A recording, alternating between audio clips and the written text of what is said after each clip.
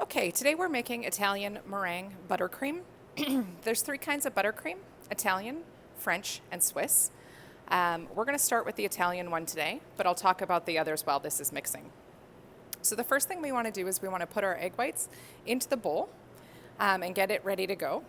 And then we want to put our water into the pot and sugar number 2. So that's the larger portion of sugar. So we want to pour that into the pot. And you'll notice I'm pouring pretty carefully down the center. I don't want any crystals to form on the sides of the pot. And I'm just going to give this 1 second to look totally wet before I start the heat. There we go. So you can see now that the sugar is completely soaked. So now I'm going to turn the heat on. And I'm not going to stir it. So I'm going to start slowly at first. And I'm going to bring it up on a sort of a lower temperature. And then once it starts to simmer, I'm going to turn it up a little bit more. In the meantime, while we're waiting for that to cook, we're going to start whipping our egg whites to soft peak. And we're going to add the first amount of sugar, which was a little bit smaller, to that. So I'm just going to get that started. And remember, when we're making a foam, we always want to start slow and gradually turn the mixer up. We want to create a nice base of small bubbles before we turn up the speed to high and create larger bubbles. So I'm just going to give it about 20 seconds on each speed before I turn the speed up a little bit more. So Italian buttercream is made with an Italian meringue, and that's made by whipping egg whites and then streaming in a hot sugar syrup. So before I add the butter, what we're really making is Italian meringue. Italian meringue is good for a lot of things.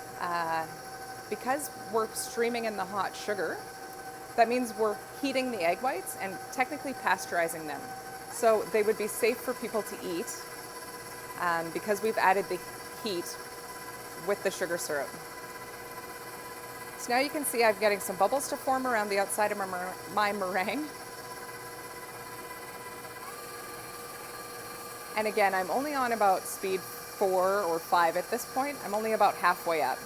So now I'm going to let some really good bubbles form before I turn it up anymore. I really want a nice base of small bubbles. That'll create a more stable foam, and it'll be a nicer meringue at the end. Some reminders about meringue is that everything needs to be very, very clean. Any little bit of grease will prevent your meringue from forming. So we don't want any egg yolks, we don't want any oil or grease or butter, nothing in the bowl or on the whisk or in the container that we separated the eggs into. You need to make sure everything is super clean or it won't foam properly. So now you can see I have a pretty good start on the foam. I'm going to turn it up one more. See, my sugar's starting to boil. Turn my KitchenAid up a little bit more. If you're going to be doing this in 2 separate areas, I'm lucky because I have them side by side. But you might want to get your egg whites started and to soft peak before you start cooking your sugar to make sure that you can keep an eye on both. So now you can see my egg whites are starting to get a little bit fluffy. You can see that the whisk is leaving a bit of a trail inside. So at this point, I'm going to start streaming in my sugar. And I want to do it nicely slow to not deflate all the bubbles that I've just spent all that time building. I've just turned my sugar down just a little bit to make sure that I can get it all done at the same time.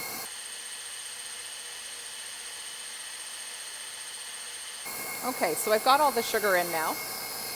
And now what we want to do is we want to cook our sugar syrup to 116 degrees. So you're going to get your thermometer. I'm going to turn mine on. I'm going to turn the heat back on. We'll just see where we're at. So I'm at 108. So I just have a few more degrees to go. I'm going to keep an eye on my egg whites to make sure I don't overwhip them. They're still looking okay. If I'm worried about my egg whites overwhipping, you can just turn them down on a nice stir. And that's probably better for you and me to hear each other. Or I guess you to hear me. All right. So my sugar syrup's at about 110. And this happens a lot. It's going to sort of stall at 110 for a couple minutes while some water evaporates. And then it will pick back up again. I'm just going to turn my burner up all the way. And when I'm taking the temperature of syrup, I often use my thermometer to stir a little bit, just to make sure I'm getting a nice consistent temperature throughout the pot. So I'm at 113. Almost there. So the difference between Swiss, Italian, and French buttercreams is that Swiss starts with my sugar's ready. I'll come back to that. So turn your burner off. You want to turn your mixer back up on high, and you want to carefully pour down the side of the bowl, trying not to catch the sugar syrup on the wisps. So maybe not all the way to the top speed, but pretty high. And you want to just rest the pot on the side of the bowl, and try and drizzle it down the side. Really slowly.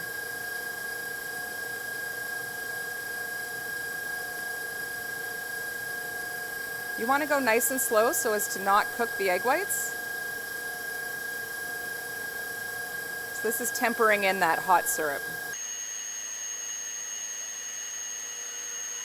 Also, you want to pour nice and slowly so that you don't deflate the egg whites. Once you get your sugar syrup about halfway, you can pour a little bit faster. Don't dump it in, but you can pour a little bit faster than a teeny tiny little stream. I'm going to turn my machine up all the way, and I'm going to pour slowly the rest.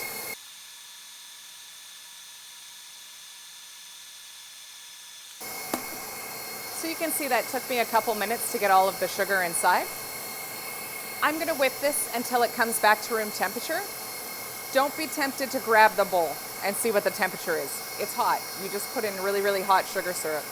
So we're going to whip this, and we're going to come back in probably 5 or 10 minutes. And then we're going to test the temperature by putting our finger into the meringue. Don't grab the bowl. It's really not a good indicator of the temperature. So I want you to stick your finger right into the center of the meringue. But what we're looking for is that it feels about room temperature. So let's check back in a minute. Okay, so coming back, stick your finger right into the meringue. If it feels like it's room temperature, you're good to go. So this is looking really great. The temperature is really good. So now we want to go on a bit of a lower speed, and we're going to start putting in butter. So I've taken the butter and I've broken it up into smaller pieces, and you want to start a little bit slower at first. But again, I can't stress this enough. Your butter should be room temperature, and so should the meringue.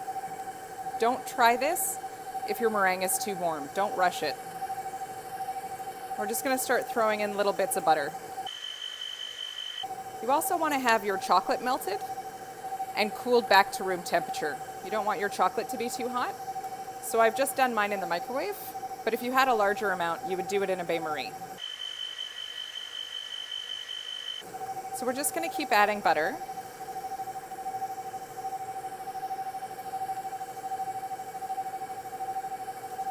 Until we've incorporated all of it. And at some point, your buttercream may look like it's separating. Normally, you're okay if you just keep whipping it. I might turn my speed up just a little bit. Don't go on the highest speed or you'll end up wearing it. But I feel like mine could go a little bit higher than I was. Now I can add my butter a little bit faster.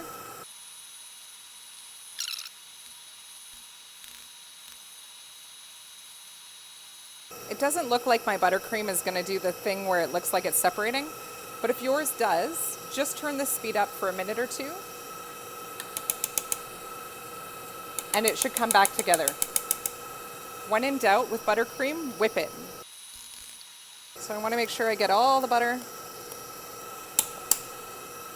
There we go. that it's nice and smooth and a good light and fluffy texture. So I'm gonna let this whip on high for about 30 seconds. So it's all nice, light and fluffy. It's all one cohesive color. I am gonna take my spatula and just scrape down the sides, make sure there's no loose chunks of butter anywhere. And then again, I'm going to really look around that little lump in the bottom of the KitchenAid bowl to make sure everything is out of there. Now at this point is where we would flavor our buttercream.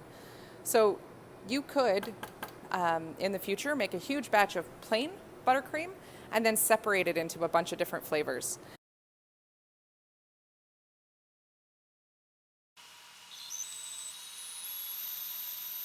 There we go. I am going to check the bottom just to make sure it didn't fall to the bottom and stay there. And I look good. I'm going to pack this into liter containers, and you're either going to put it in the freezer or the fridge. You want to take it out of the freezer the day before you need it, maybe 2 days before, and put it in the fridge overnight. And then the day you need it, depending on the temperature of your space, you want to take it out so it can come back to room temperature, but you want it to be a cool room temperature. So maybe take it out of the fridge, and if your basement is nice and cool, maybe put it down there. Put it in the coolest spot in your house. You don't want it to be too soft. So pack up your buttercream, put a lid on it, and then store it.